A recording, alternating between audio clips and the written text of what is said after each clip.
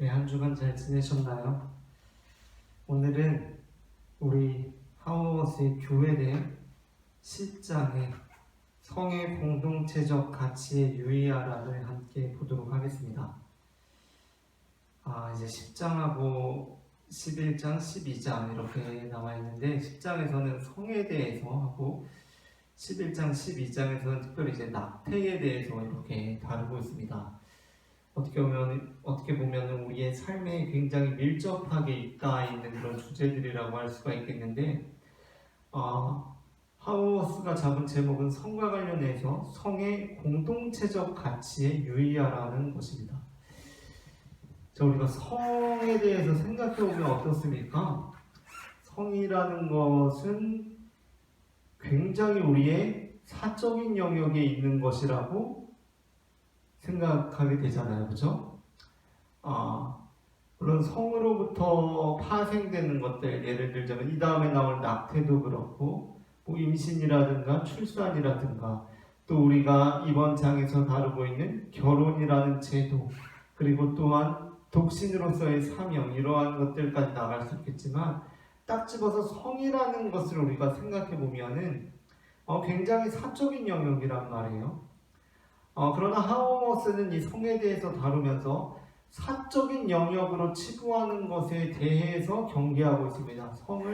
성이라는 것 그 자체를 사적인 영역으로 다루는 것을 경계하고 있고, 그 성이 우리의 공동체적인 내러티브 안에서 다루어져야 한다라고 보는 입장이에요. 근데 이제 그것이 정확하게 뭘 의미하는 거냐는 것이 사실 조금 애매하긴 합니다. 이해하기가 어려운데, 그러니까 그걸 포착해내기가 어려운 부분인데, 하우스가 말하고 있는 것은 우리가 성과 관련해서 뿐만 아니라 성에 대해서 질문을 할 때 우리는 곧 우리의 인간됨에 대해서 질문을 해야 한다라는 것이 곧 하우스의 결론이 아닐까라고 그렇게 저는 생각을 하게 되었어요. 그러니까 368페이지에 보게 되면 그 중간쯤에 이러한 관점문이라고 시작되는 문단에서 오히려 교회의 사명을 지탱하기 위해 우리는 과연 어떤 인간상을 구현해야 하는가 라고 이렇게 말하거든요. 368페이지의 중간쯤 시작되는 문단, 이러한 관점은 과거에 대한 해석이 이상의 의미를 가진다. 일종의 미래지향적 의미가 담겨있는 셈이다. 성을 삶에서 분리할 수 있으리라 판단한 나머지 X유형의 성행위가 옳은가 혹은 Y유형의 성행위가 옳은가를 묻는 것은 옳지 않다. 오히려 교회의 사명을 지탱하기 위해 우리는 과연 어떤 인간상을 구현해야 하는가, 그것이 문제의 요점이다 라고 이렇게 말하고 있습니다. 그러니까 우리가 어떠한 인간이 되어야 하는가를 질문한다는 것인데, 그럼에도 불구하고 하우어스가 이 성에 대해서 다루면서 어떠한 주제들을 우리에게 던져주고 있는지, 그리고 우리가 어떻게 이 성에 대해서 고민해보고 그리스도인으로서 나아갈 길을 찾아야 하는지 우리에게 들려주고 있는 내용들을 함께 살펴보도록 하겠습니다. 먼저 333페이지부터 장이 시작이 되는데,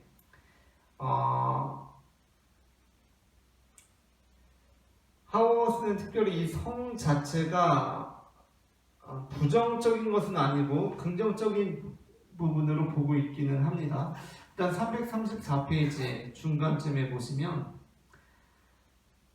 문화인류학적 분석을 통해 볼 때 이렇게 되는 그 줄이 있어요. 그 줄에 보시면 인간은 근본적으로 성적 존재이다. 성 자체는 하나의 성이다. 하나님은 인간을 성적 존재로 창조하셨다. 성을 부정하는 것은 만이교적 오류에 해당한다 라고 이렇게 말하고 있습니다. 하나님께서 인간을 성적 존재로 지으셨다. 선은 선한 것이다 라고 이렇게 말을 하고 있는데, 그렇다고 해서 성행위의 모든 것들이 다 선하게 인정될 수는 없겠죠. 성행위, 그리고 우리의 성이 어떻게 하나님께 영광되는 방식으로 다루어질 수 있는가가 문제일 것인데, 그러면서 이제 하우어스가 결국 다시 결론에서 나오는 부분이 앞부분에도 나오는데 335페이지에 보게 되면 교회나 기독교 윤리학자들이라고 시작되는 문단이 있습니다. 그 문단의 둘째 줄에 보시면 내가 보기에 새로운 성윤리를 기대하기보다 기독교적 삶의 본질에 대한 성찰이 더 절실하다. 성윤리의 개발과 기독교의 기본적 확신에 합당한 실천은 교회에 대한 넓은 의미의 정치적 이해의 일부분이어야 한다라고 이렇게 말하고 있습니다. 그리고 그 다음에 336페이지에 보게 되면 중간쯤에 이처럼 성윤리를 공적이고라고 시작되는 문단의 위로 넷째 줄에 보시면 성윤리는 교회의 사명에 대한 이해를 통해서만 의미 있게 된다. 따라서 기독교 성윤리는 모두에게 적용되는 것일 수 없다. 하나님께서 불러 모으신 공동체에서 말하는 결혼관을 공유하는 자들을 위한 성윤리이다 라고 말하고 있습니다. 그리고 또 마지막에서 넷째 줄 보면 성을 사적 도덕의 문제로 간주하는 것 자체가 이미 자유주의 정치윤리에 근거하는 정치적 주장이라는 점이다. 기독교의 진정한 성윤리를 되찾으려는 시도들은 성을 사적 문제로 간주하는 관점부터 문제 삼아야 한다라고 말하고 있습니다. 그러니까 이 부분이 말하고 있는 것은 어떻게 우리가 이해할 수 있을까요? 우리가 기독교인으로 살아감에 있어서 사실 우리는 사적인 영역들을 많이 남겨놓게 되거든요. 그러니까 하나님께서 개입하시면 안 되는 나의 영역들이 있기 마련이라는 생각이 들어요. 뭐냐면 우리가 물론 신앙생활을 하고 하나님의 백성으로 살아가지만 이 땅 가운데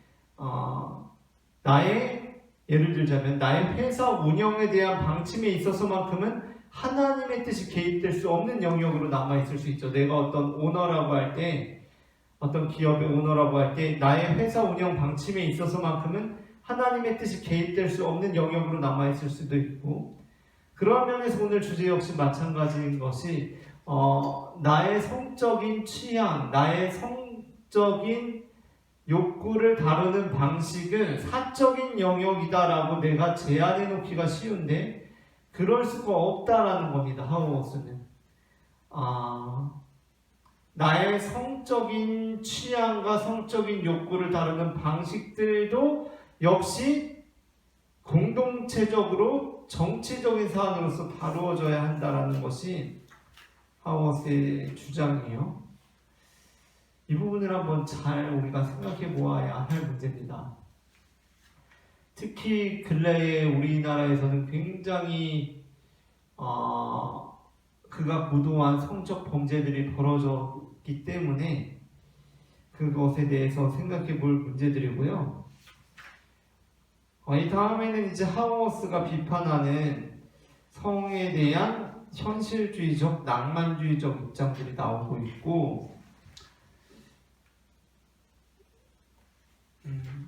이 낭만주의적이고 현실주의적인 관점들에 대해서는 하우어스가 비판하는 것이 뭐냐면 둘이 서로 다른 이야기를 하고 있는 것 같지만 둘 다 성을 개인적인 범위 안에서 다루는 데 있어서는 동일하다라는 겁니다.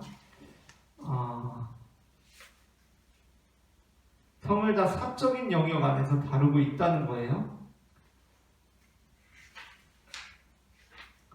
그러면서 이제 넘어오면서는 현재 이제 로마 가톨릭에서 기독교에서 보수적인 쪽에서 성을 어떻게 이해하고 있느냐라는 것에 대해서 다루고 있고 그러면서 이제 하우어스가 여기서 특징적으로 나왔던 게 뭐냐면 성으로부터 이어가면서 결혼을 가지고 들어옵니다. 성을 다루면서 결혼을 가지고 들어와요. 근데 이 결혼을 가지고 오는 이 방식이 중요한 게 뭐냐면 결혼이라는 것은 인류 역사상 굉장히 자연스럽게 이루어진 현상이라는 거예요. 결혼이라는 거는 심지어 결혼식이라는 것도 그렇죠. 결혼식도 웬만한 문화 안에서는 거의 대부분 찾아볼 수 있는 거 아닙니까? 결혼한다는 거.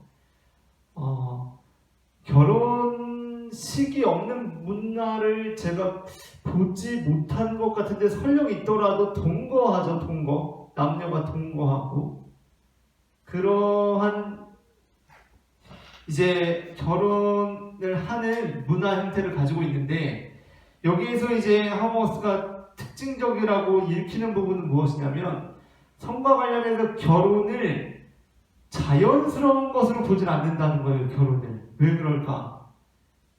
결혼은 자연스러운 것이 아니라 결혼은 우리가 사명으로 받는다는 거예요. 그게 이제 예수님의 가르침이나 초대교회 가르침과 연결되어 있다고 하워스는 보고 있는데 무슨 얘기냐면 결혼이 일반적인 것인데 예수님께서는 뭐라고 하셨죠? 독신할 수 있다고 하셨죠. 독신의 사명을 예수님께서 말씀하십니다. 그리고 초대교회 당시에도 사도 바울 역시 그의 서신들을 통하여서 사도 바울이 독신하였고 또한 독처하는 것 그냥 지금 독신이면 그냥 그대로 사는 것도 괜찮다라고 말하는 부분들이 있고요. 그런 면에서 독신이 사명으로 부여되었다라는 것을 의미를 되새겨보면 어떻게 되냐면 독신이 사명이면서 곧 결혼 역시 자연스러운 것이 아니라 결혼 역시 사명이라는 그런 얘기예요. 그리고 그 부분으로 넘어가면서 이제 결혼으로 넘어가면서 이제 우리가 성에 대해서 생각하면서 결혼을 성의 배타성과 연결지어서 반드시 결혼의 배타성을 이야기해야 한다라는 부분을 하우어스가 말하는데 우리가 성이라는 것을 사적인 것이라고 이야기함과 동시에 성적인 행위랑 필연적으로 관련되어 있는 것을 무엇이라고 생각하냐면 우리는 흔히 사랑이라고 생각합니다. 사랑. 그러니까 혼전 순결에 대해서도 여기에서 잠깐 이제 간접적으로 언급하는 부분들이 있지만 혼전 순결을 지켜야 되느냐 말아야 하느냐 기독교인들 중에 혼전 순결을 지키지 않는 이들도 많이 있을 수 있어요. 근데 그 근거가 뭡니까? 사랑이에요.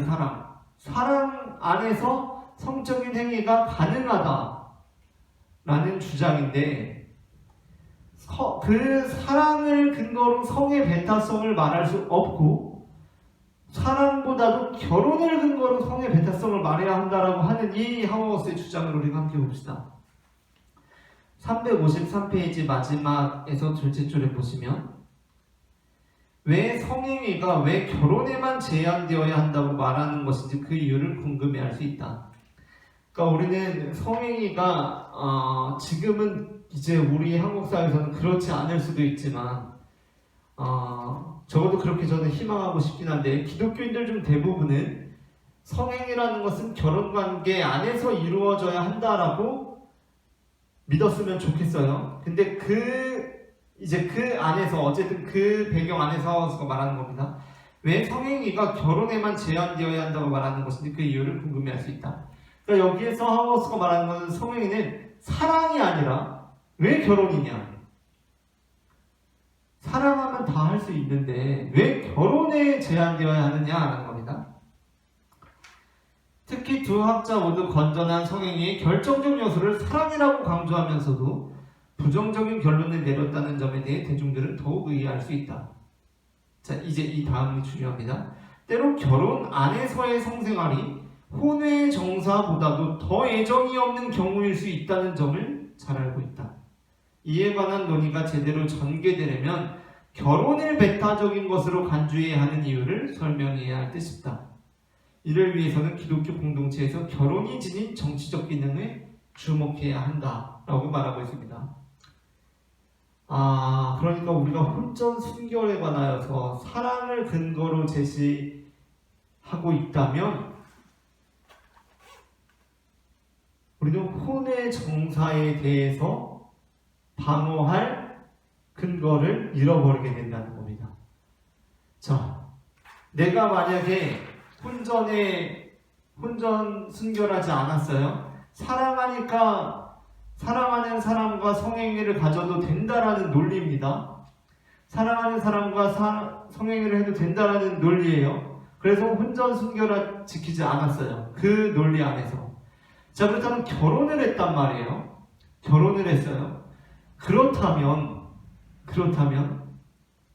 나는 내 배우자가 사랑을 근거로 다른 사람과 성행하는 것을 우리는 그렇게 할 수 없다라고 말할 논리적 근거를 갖고 있지 못하죠. 뿐만 아니라 사랑하지 않기 때문에 당신과는 성행위를 하지 않겠다라는 주장에 대해서도 우리는 논박할 근거를 갖지 못한다는 겁니다. 자, 이처럼 이 하나에 대한 방편이 다른 곳으로 다른 부분에 대해서 허물 수 있다는 것을 우리가 늘 기억해야 된다는 거예요. 그렇기 때문에 이게 굉장히 어려운 부분인데,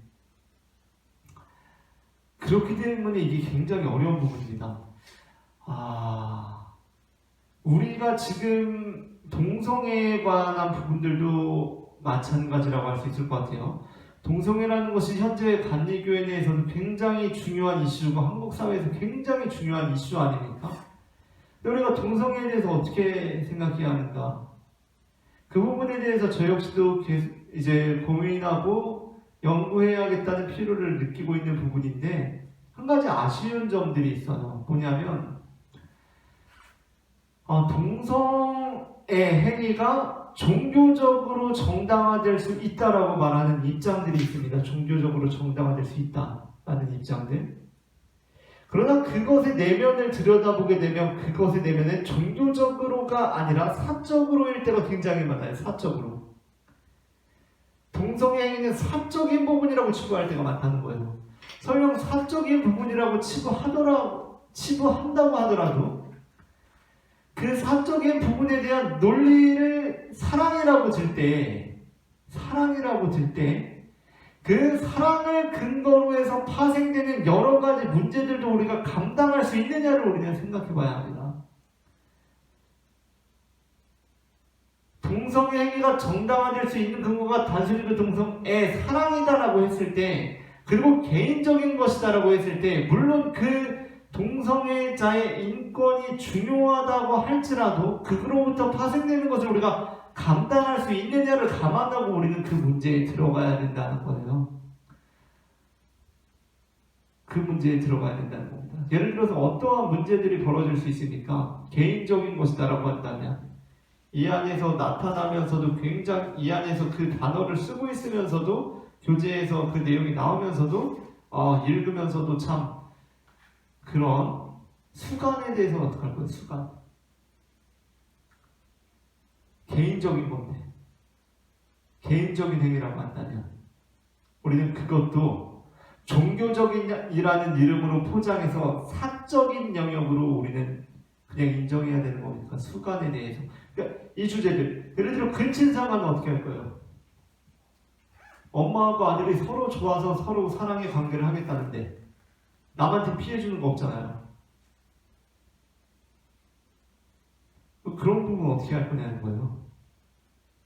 그런 부분들에 대해서도 우리가 근거로 삼고 있는 것들이 다른 상황이 되었을 때 이게 우리의 근거를 허무는 것들이 될 수가 있기 때문에 그 근거를 세우는 건 굉장히 조심히 다뤄야 된다는 겁니다. 그 근거를 세운다는 거는. 그렇죠? 어쨌든 그러면서 이제 결혼이라는 것으로 넘어가고 있어요. 자, 결혼이라는 것으로 넘어가면서 결혼은 우리의 사명이라는 겁니다. 그러면서 여기에서 이것과 직접적으로 연결되는 것이 아닐 수도 있는데 이 부분이 저한테 굉장히 와닿았단 말이에요. 357페이지의 첫째 줄 보면 침대에서 창조적 통합을 추구하는 행위, 즉 성행위를 말합니다. 성행위가 결국 자원 생산국의 희생을 담보하는 금속과 화석연료 중심의 경제 시스템에 연관되어 있음을 깨달아야 한다. 각자 자동차를 운행하는 즐거움과 거기에 길들여진 우리의 모습이 결국 농토를 가로지르는 고속도로와 주택의 건설에 연관된다는 점을 알아야 한다는 겁니다. 자, 이 맥락을 우리가 잘 이해할 필요가 있습니다. 성과 관련하여서 이 문제를 우리가 잘 이해해야 하는데 물론 우리는 인간이고 성적인 존재들이기 때문에 이 성적인 욕구를 잘 해소해야 할 필요가 있어요. 특별히 제가 남자고 남성이기 때문에 남자의 이 성적인 욕구는 잘 다루어질 필요가 있다고 저는 생각을 합니다. 남자의 성적인 욕구는 잘 다루어질 필요가 있어요. 잘 해소되고 배설될 필요가 있다는 거예요. 남자의 성적인 욕구는. 왜 그러냐 하면 남자의 성적인 욕구는 잘 해소되고 배설되지 않을 때 오히려 충동적으로 흐를 가능성이 굉장히 다분해지기 때문이에요. 그렇기 때문에 남자의 성적인 욕구는 잘 해소되고 잘 배설될 필요가 있습니다. 이게 어떻게 보면 아내들이 남편에 대해서 이해해야 할 부분이기도 해요. 그러니까 잘 해소되고 잘 배설될 필요가 있다는 것은 이 성적인 행위뿐만 아니라 그것이 해소될 창구들이 있어야 된다는 겁니다. 적절한 창구들이 있어야 된다는 거예요. 이게 근데 굉장히 미묘하고 어려운 부분이죠. 이게 미묘하고 어려운 부분입니다. 남자들의 성적인 욕구가 잘 해소되고 배설될 창구가 필요해요. 그러나 그게 무슨 성매매나 이런 방식은 아니죠. 그런 걸 제가 지금 동조하는 건 아닙니다. 그건 절대 아닌데 어쨌든 그것이 필요하다는 부분을 우리가 인지하면서도 나아가야 될 부분이 뭐냐.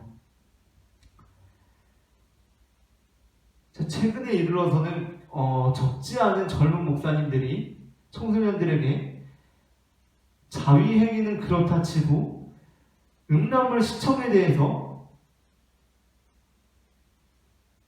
정죄하지 않는 경향의 설교를 할 때가 있어요. 음란물 시청에 대해서 자연스러운 성적 욕구의 해소라는 이유를 근거로 그렇게 할 수 있어요. 제가 알고 있는 어떤 유명한 영상 클립에서도 음란물 시청에 대해서 우리가 어떻게 바라봐야 하는가, 음란물 시청 자체를 금지해야 하는가, 음란물의 유통 자체를 금지해야 하는가, 아니면 그거는 다른 관점에서 바라봐야 하는가에 대한 내용을 담고 있었던 것도 제가 알고 있는데, 그게 굉장히 미묘한 문제들입니다. 왜 그렇죠?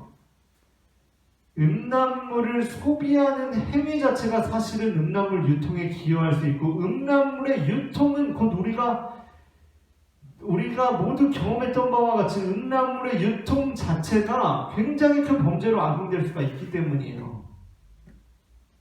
그렇기 때문에 우리가 이 성에 대해서 굉장히 미묘한 이 감각을 가져야 한다는 부분이 그것입니다. 물론 남성들의 성적인 욕구가 적절히 해소되고 적절히 배설됨으로 다른 성적인 범죄들이 방지될 수 있다는 데 전 동의하고 있어요.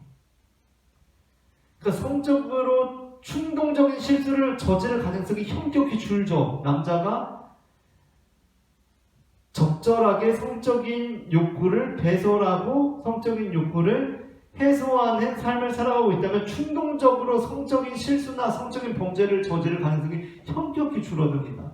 그러나 그 적절이라는 것을 우리가 잘 생각해야 된다는 거예요. 내가 성적인 어떤 음란물을 소비하는 것 자체가 이와 같은 파급 효과를 낼 수 있다는 것을 우리는 늘 기억해야 한다는 겁니다. 그렇죠? 자, 그러면서 이제 그 다음으로 이제 쭉 넘어가는데, 여기에서 이제 하우모스가 말하고 있는 부분입니다. 359페이지. 거기 시작되는 문단이 있죠. 처음으로 시작되는 문단. 교회는 세상을 향한 변증을 위하여 결혼을 자연적이고 원초적인 제도라고 보는 일반적 관점들을 강조하기 쉽다.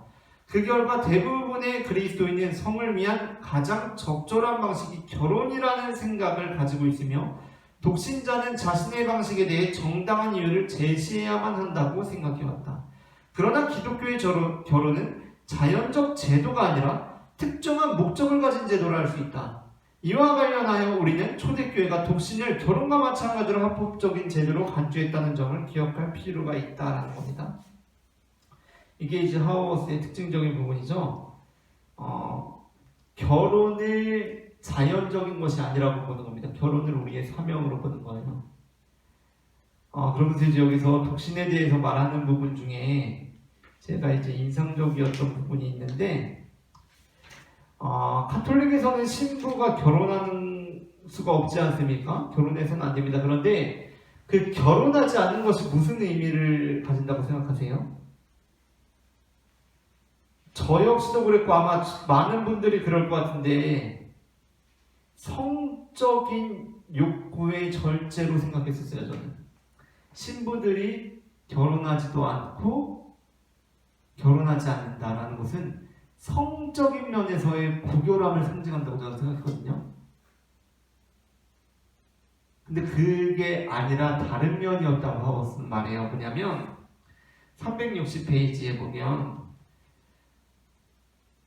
자 여기 중간쯤에 보시면 초대교회가 독신을 합법화한 것은 이라고 시작하면서 6번째 줄 있습니다. 독신자의 희생은 성의 포기가 아니라 재산 상속의 포기라고 하는 훨씬 더 중요한 희생이다. 좀 번역이 이상한데 어쨌든 독신자의 희생은 성의 포기가 아니라 재산 상속의 포기를 담고 있다는 거예요. 재산 상속의 포기. 자, 이것이 중요합니다. 자, 제가 본서를 설교하면서도 그렇고 이 족보가 나오거나 누가 누구의 아들이라거나 예수님께서 하나님의 아들이라거나 하나님을 예수님의 아버지라고 부를 때 거기에서 굉장히 중요하게 다루어지는 것은 무엇이냐면 상속의 개념이거든요. 상속.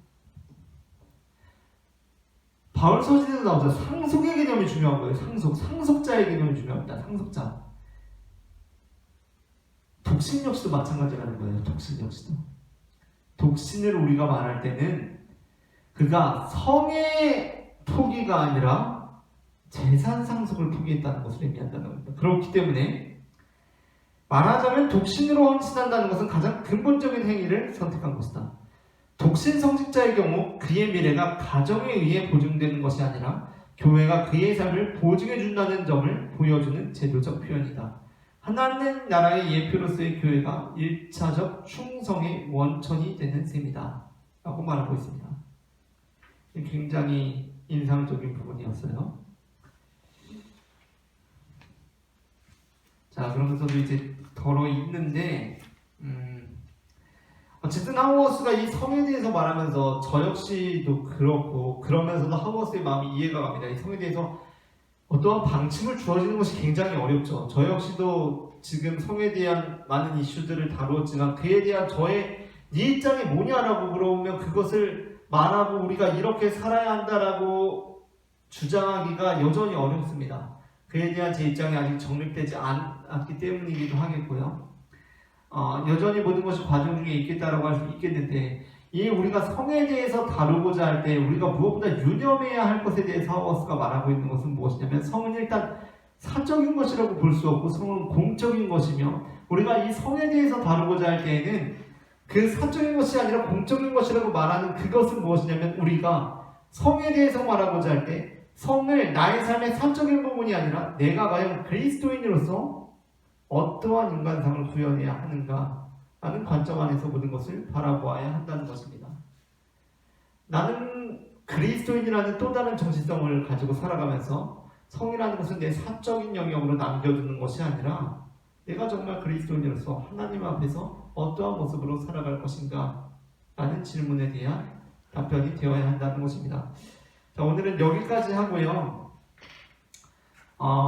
다음 주에는 11장 낙태, 종교적 이슈여야 한다 라는 오늘도 조금 다소 어려운 주제였는데 다음 주에는 더 어려운 주제로 만나도록 하겠습니다. 감사합니다.